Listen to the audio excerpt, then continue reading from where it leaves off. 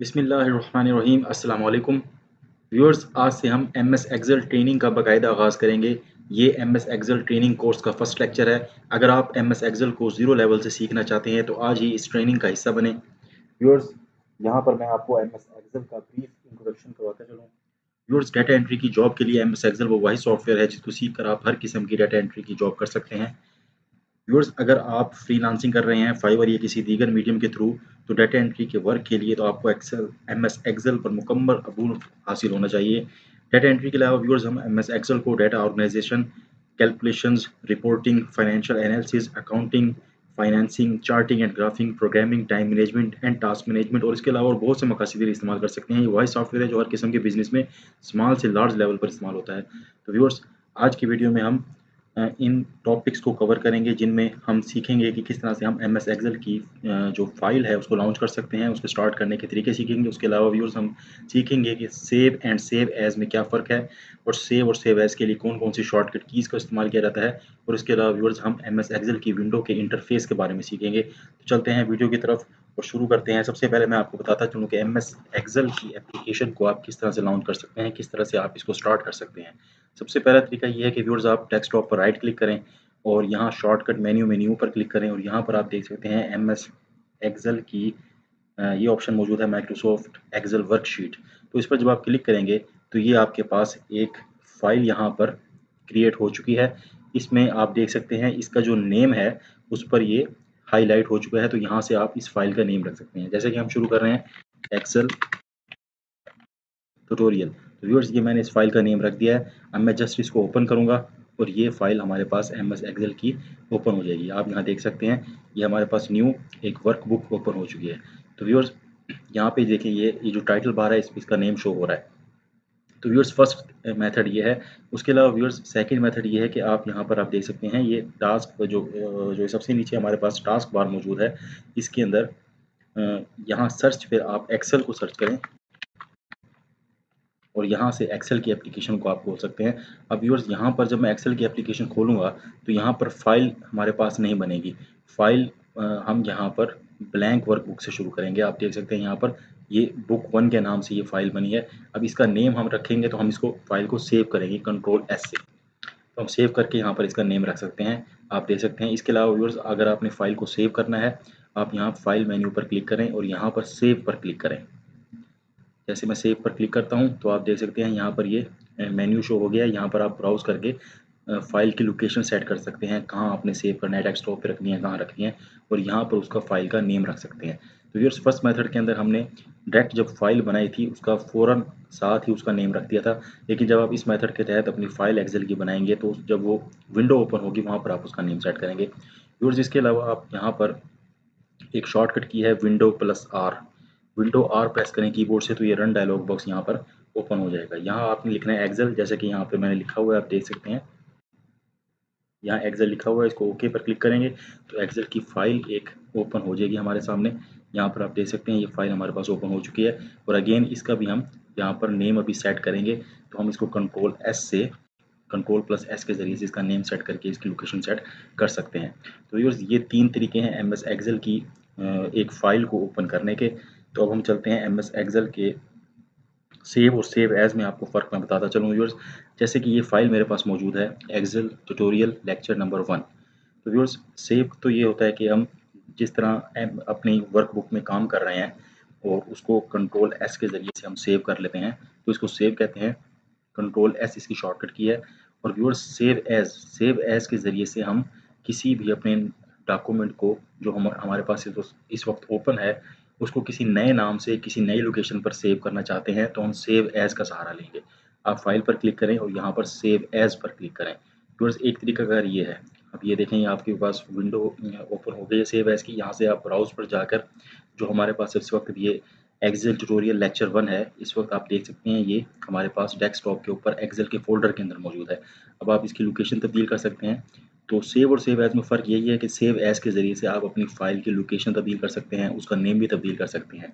Viewers, इसका एक तरीकाकार ये था। दूसरा ये है कीबोर्ड की मदद से आप F12 प्रेस करें तो सेव एज का डायलॉग बॉक्स ओपन हो जाएगा। आप देख सकते हैं यहाँ पर सेव एज का डायलॉग बॉक्स ओपन हो चुका है। तो यहाँ पर आपने क्या करना है, यहाँ से पहले लोकेशन देखनी है। आप लोकेशन आप जो डॉक्यूमेंट पर काम कर रहे हैं उसको किसी नई लोकेशन पर सेव करना चाहते हैं तो आप सेव एज का सहारा लेते हैं। तो यहाँ से कोई भी लोकेशन मैं सेट करूँगा और यहाँ से इसका नाम भी मैं तब्दील कर सकता हूँ। अगर नाम तब्दील करना चाहूँ तो करूँ, नहीं तो मैं इसको ऐसे भी सेव कर सकता हूँ। तो सेव और सेव एज में फ़र्क ये है कि सेव के ज़रिए से हम डॉक्यूमेंट जहाँ पर वो मौजूद होता है उसी जगह पर वो सेव हो जाता है, और सेव एज में हम डॉक्यूमेंट को किसी नई लोकेशन पे किसी नए नाम से सेव कर सकते हैं। तो ये फ़र्क है सेव और सेव एज में। व्यूअर्स, अब हमारा थर्ड लर्निंग पॉइंट है इसके अंदर इंटरफेस। हम चलते हैं एक्सेल के इंटरफेस की तरफ। यहाँ पर मैं आपको एक ब्लैंक शीट हम यहाँ पर ओपन कर लेते हैं। तो व्यूअर्स, सबसे पहले मैं आपको वर्कबुक के बारे में बताता हूँ कि वर्कबुक क्या होती है।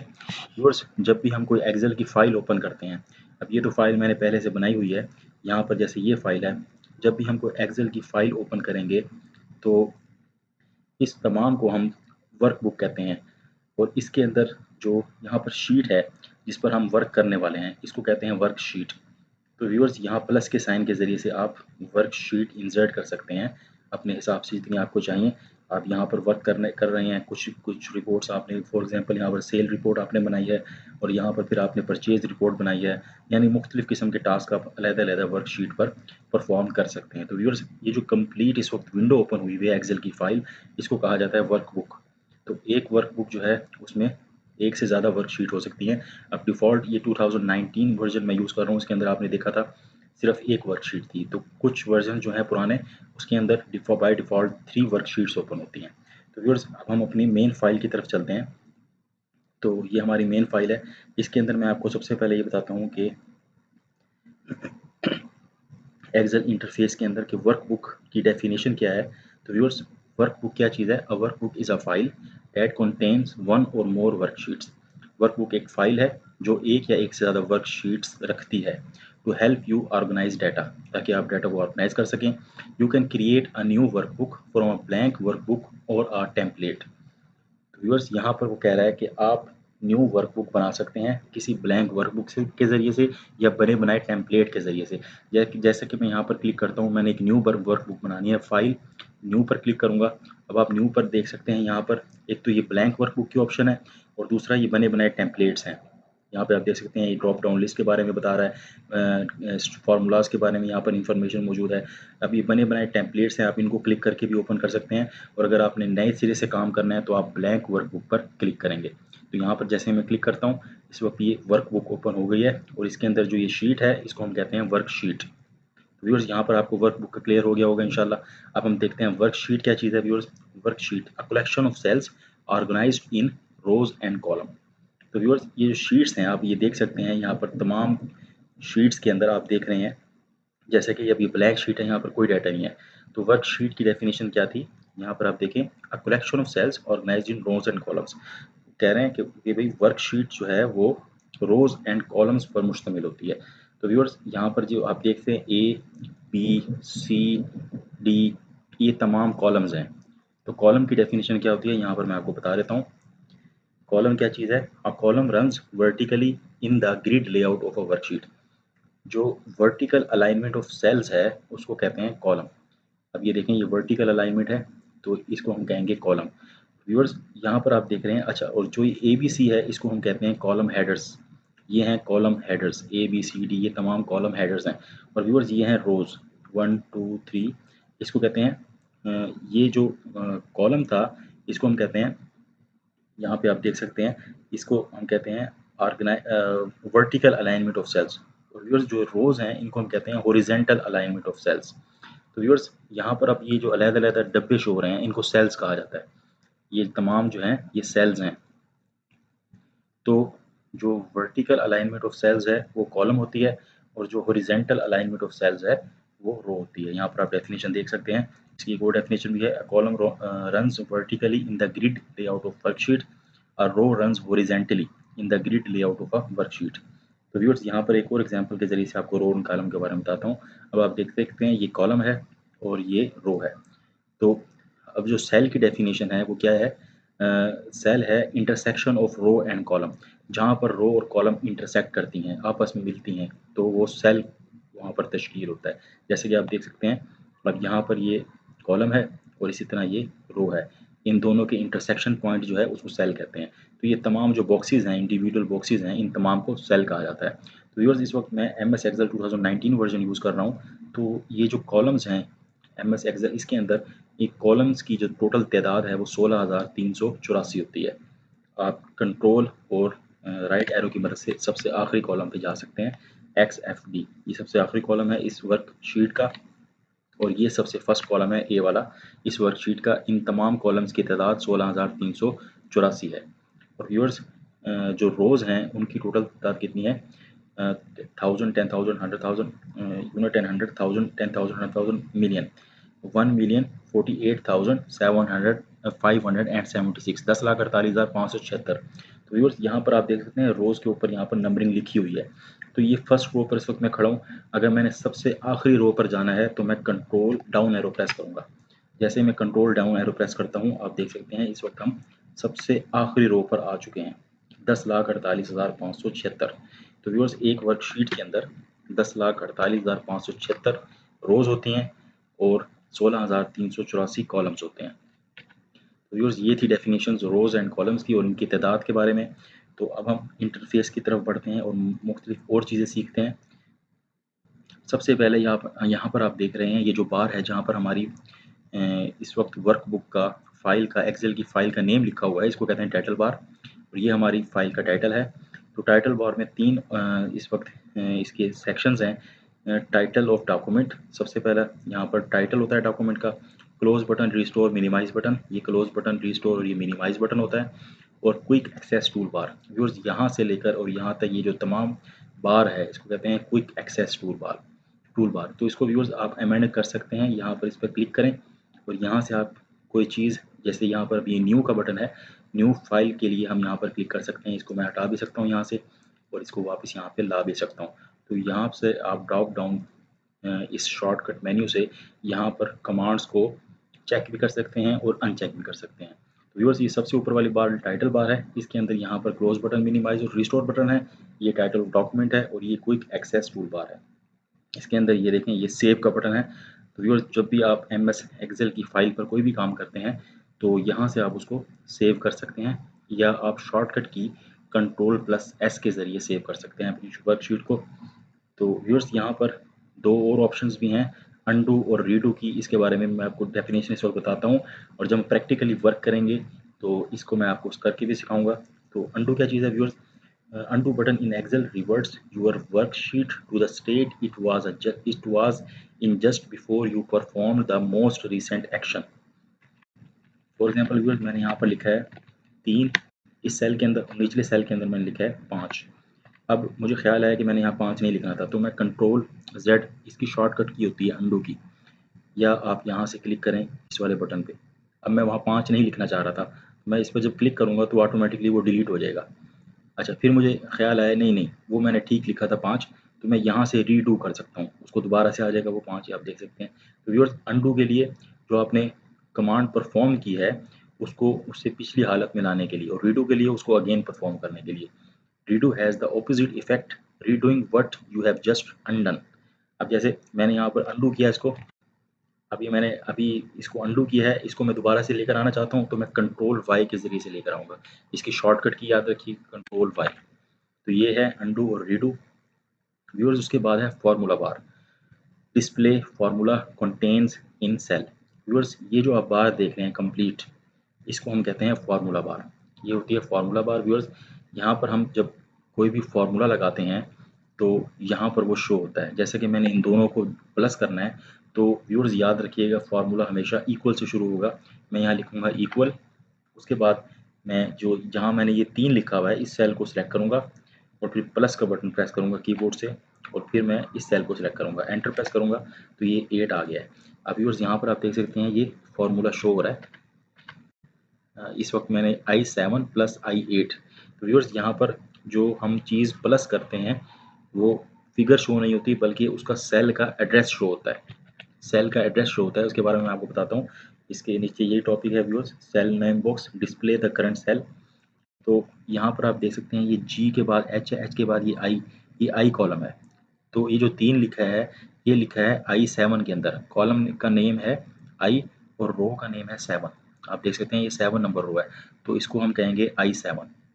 और ये जो नीचे लिखा है 5, ये लिखा है I8 के अंदर। तो यहाँ पर जब हमने फॉर्मूला लगाया है तो आप देख सकते हैं यहाँ पर I7 प्लस I8, यानी मैं इसको मैनुअली अगर लिखना चाहूँ इक्वल I7 प्लस I8, तो मैं सेल रेफरेंस के जरिए भी फॉर्मूला लिख सकता हूँ। तो अब ये I7 के अंदर 3 है, I8 के अंदर 5 है, इन दोनों को जमा करना है। मैंने लिखा इक्वल I7 प्लस I8, फिर मैं एंटर प्रेस करूँगा, ये दोनों जमा हो जाएंगे। अब व्यूअर्स ये जो अब आप देख रहे हैं जहाँ जिस सेल पे भी मैं क्लिक करता हूँ, अब अगला जो टॉपिक है वो है cell name box. Cell name box क्या शो करता है? ये जो बॉक्स है यहाँ पर, इसको कहते हैं सेल नेम बॉक्स। यानी जहाँ पर आपका इस वक्त कर्सर होगा, जहाँ जो आपका एक्टिव सेल होगा उसका एड्रेस ही शो करेगा। इस वक्त मेरा एक्टिव सेल है F14। F है कॉलम का नेम और 14 रो। यहाँ पर आप देख सकते हैं ये F14 शो हो रहा है। तो व्यूअर्स ये होता है सेल नेम बॉक्स। उसके बाद है रिबन। अब ये जो तमाम ऑप्शंस हैं इसके बारे में मैं आपको बताऊंगा। रिबन क्या है? Ribbon tabs the tab at the top of the Excel interface that helps user to navigate and locate the commands when using Excel। Viewers ये जो तमाम file, home, developer, draw, insert, page layout, formulas, ये तमाम के तमाम tabs हैं, इनको हम कहते हैं टैब्स।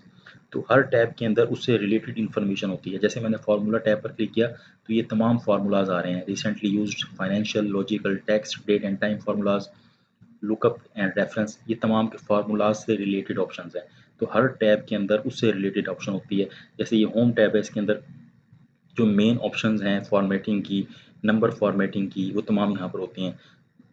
इसी तरह इंसर्ट टैब के अंदर अगर आपने चार्ट को इंसर्ट करना है, या आप देख सकते हैं चार्ट के इंसर्ट करना है, अगर आपने फिल्टर लगाने हैं, टाइमलाइन लगानी है, इलस्ट्रेशंस इंसर्ट करनी है, आपने टेबल इंसर्ट करना है, पाइवोट टेबल लगाना है, तो आप इंसर्ट पर क्लिक करेंगे। तो व्यूअर्स ये जो तमाम इंडिविजुअल आप देख रहे हैं, इन तमाम को कहते हैं टैब। आगे है, अच्छा व्यूअर्स ये जो तमाम ऑप्शंस हैं, इनको इनको अगर आप हाइड करना चाहते हैं तो आप कंट्रोल F1 के ज़रिए से इसको हाइड कर सकते हैं। देख सकते हैं आप तमाम के तमाम जो रिबन हैं वो हाइड हो चुके हैं। और अगर आपने अनहाइड करना है तो आप अगेन कंट्रोल F1 प्रेस करेंगे, ये अनहाइड हो जाएगा। तो व्यूअर्स कंट्रोल रिबन कंट्रोल क्या है? Includes option relating to the selected ribbon tab. Viewers ये जो मैंने इंसर्ट पर क्लिक किया टैब पर, अब इसमें जो तमाम ये ऑप्शंस आई हैं इनको हम रिबन कहते हैं। तो यहाँ पर ड्रॉ पर क्लिक किया, ये तमाम ऑप्शंस, ये रिबन है। तो ये टैब है, डाटा पे जो क्लिक किया मैंने, इसको टैब कहते हैं, और इसके अंदर जो ऑप्शंस मौजूद हैं ये रिबन है। अच्छा उसके बाद रिबन ग्रुप क्या होता है? A set of closely related commands normally performed a part of a large task. Viewers जैसे अब मैंने ये टैब पर क्लिक किया है, इसके अंदर ये तमाम ऑप्शंस रिबन है। और इसके अंदर जो इंडिविजुअल ऑप्शंस हैं जैसे फ़ॉन्ट है, ये जो ग्रुप बना हुआ है इसको क्या कहते हैं? Ribbon group. ये अलाइनमेंट है, ये अलहदा ग्रुप है। तो जो ग्रुप होगा उससे रिलेटेड उसकी कमांड्स होंगी। जैसे ये फ़ॉन्ट है, अब यहाँ पे आप फ़ॉन्ट का स्टाइल तब्दील कर सकते हैं, फ़ॉन्ट का साइज़ तब्दील कर सकते हैं, बोल्ड कर सकते हैं फ़ॉन्ट को, अंडरलाइन कर सकते हैं, इटैलिक कर सकते हैं। तो ये जो मेन ऑप्शन है इसको टैब कहते हैं, और जो अंदर ये तमाम ग्रुप्स हैं इनको हम रिबन कहते हैं। और जो ये इंडिविजुअल आइटम्स हैं इनको हम कहते हैं रिबन ग्रुप्स। और इन तमाम के तमाम को हम कहते हैं रिबन कंट्रोल। दोबारा आपको बता दूं, ये टैब हैं, इसके अंदर जो ऑप्शंस मौजूद हैं वो रिबन कंट्रोल हैं। और जो यहाँ पर अलहदा ये लाइंस के साथ सेपरेट हुआ हुआ जो ग्रुप है इसको कहते हैं रिबन ग्रुप। और इन रिबन ग्रुप की डेफिनेशन है a set of closely related commands normally perform as a part of a larger task. हर रिबन ग्रुप के अंदर जो कमांड्स मौजूद होती हैं वो उससे रिलेटेड होती हैं। मतलब यहाँ पर अलाइनमेंट है तो यहाँ पर अलाइनमेंट के मुतालिक तमाम कमांड्स हैं, यहाँ फ़ॉन्ट है, यहाँ फ़ॉन्ट के मुतालिक तमाम कमांड्स हैं। अच्छा व्यूअर्स उसके बाद हम, अब आपको मैंने ये भी बता दिया टाइटल बार, आपको टैब्स के बारे में बता दिया, रिबन के बारे में बता दिया, फार्मूला बार के बारे में बताया, नेम बॉक्स के बारे में बताया। मैंने आपको ये बताया कि ये क्या होते हैं, ये वर्टिकल अलाइनमेंट्स ऑफ सेल्स हैं, इनको हम कॉलम कहते हैं। ये तमाम कॉलम्स हैं, इनकी टोटल तादाद 16,384 है। और जो हॉरिजॉन्टल अलाइनमेंट ऑफ सेल्स हैं उनको रोज़ कहते हैं, इनकी टोटल तादाद 10 लाख, आप इनको मैंने यहाँ पर बताया 10,48,576 होती है। और व्यूअर्स ये जो अलग-अलग बॉक्सेस हैं छोटे छोटे से, इनको हम सेल्स कहते हैं। इसकी डेफिनेशन क्या है? Intersection of rows and column is called a cell. तो ये तमाम सेल्स हैं और व्यूअर्स जिस सेल पर मैं क्लिक करता हूँ उसको हम एक्टिव सेल कहते हैं, ये भी आप याद रखिएगा। जैसे कि मैंने इस पर क्लिक किया, इस वक्त ये एक्टिव सेल है। इसका रेफरेंस क्या है? ये है G18। यहाँ आप देख सकते हैं नेम बॉक्स के अंदर लिखा है G18। तो व्यूअर्स यहाँ तक 6 मैंने आपको इतनी चीज़ें बता दी। अब हम चलते हैं व्यूज़ की तरफ। अच्छा व्यूअर्स, एक और आपको यहाँ पर ऑप्शन बताऊँ व्यूज़ से पहले, यहाँ मैं एंटर करना भूल गया हूँ। इसमें आप देख सकते हैं ये जो तमाम यहाँ पर नीचे मौजूद हैं, इनको हम अलग-अलग, ये तमाम इनको हम कहते हैं वर्कशीट्स। इसको आप यहाँ से प्लस साइन के ज़रिए से इंसर्ट कर सकते हैं। अब आप देख सकते हैं ये अलग-अलग हर वर्कशीट के अंदर मैंने मुख्तलिफ़ किस्म का डाटा, अब यहाँ पर मैंने इंट्रोडक्शन करवाया हुआ है और इसके बाद यहाँ एक्सेल इंटरफेस है। इसके अंदर मैंने ये एक्सेल की इंटरफेस के बारे में इंफॉर्मेशन लिखी हुई है। तो मुख्तलिफ़ किस्म की जो इंफॉर्मेशन मैंने अलग-अलग, अब यहाँ पर मैंने बताया रोज़ एंड कॉलम्स, ये तमाम वर्कशीट्स कहलाती हैं। और व्यूअर्स ये तमाम जो कलेक्शन है वर्कशीट्स की और ये तमाम जो इंटरफेस आप देख रहे हैं, इस तमाम को हम कहते हैं वर्कबुक। तो एक वर्कबुक के अंदर एक से ज़्यादा बहुत सी वर्कशीट हो सकती हैं और आप यहाँ देख सकते हैं ये तमाम वर्कशीट्स हैं। अच्छा व्यूअर्स, यहाँ पर अब आप देख सकते हैं जब मैं इस प्लस साइन के ज़रिए से वर्कशीट एक नई इंसर्ट करता हूँ तो यहाँ पर लिखा आता है शीट 2। अब मैंने यहाँ पर कोई रिपोर्ट बनानी है, मैंने यहाँ पर सेल रिपोर्ट बनानी है, तो इसको मैं रीनेम करूँगा। आप राइट क्लिक करें और यहाँ पर रीनेम की ऑप्शन है, यहाँ से आप इसको रीनेम कर सकते हैं। इसका रीनेम करके मैं यहाँ लिखता हूँ सेल्स रिपोर्ट। ठीक है जी व्यूअर्स, अब ये शीट आपकी रीनेम हो गई है। अब व्यूअर्स आपने इस शीट पे कोई कलर करना है वो भी आप कर सकते हैं। आप इसके ऊपर राइट क्लिक करें, टैब कलर पर क्लिक करें, यहाँ से कोई भी कलर आप इसका सेट कर सकते हैं। जैसे कि आप ये देख सकते हैं ये टैब कलर का सेट हो गया, तो यहाँ से आप इसका कोई भी कलर सेट कर सकते हैं। तो ये बहुत मध्यम सा नज़र आ रहा है, करीब से आपको दिखाता हूँ, देख सकते हैं अभी हल्का हल्का पिंक यहाँ पर नज़र आ रहा है। तो व्यूअर्स इस तरह से आप इसको रीनेम कर सकते हैं और कलर इसका तब्दील कर सकते हैं। व्यूअर्स एक और तरीका भी है रीनेम करने का, आपने इसके ऊपर डबल क्लिक करना है। जैसे ये सैम्पल डाटा वाली वर्कशीट है, इसको डबल क्लिक करूँगा तो ये आप देख सकते हैं ये कर्सर यहाँ पर ब्लिंक कर रहा है, सैम्पल डाटा। अब यहाँ पर लिखना चाहता हूँ सैम्पल डाटा शीट। तो व्यूअर्स डबल क्लिक करके भी आप शीट को कर सकते हैं, रीनेम कर सकते हैं।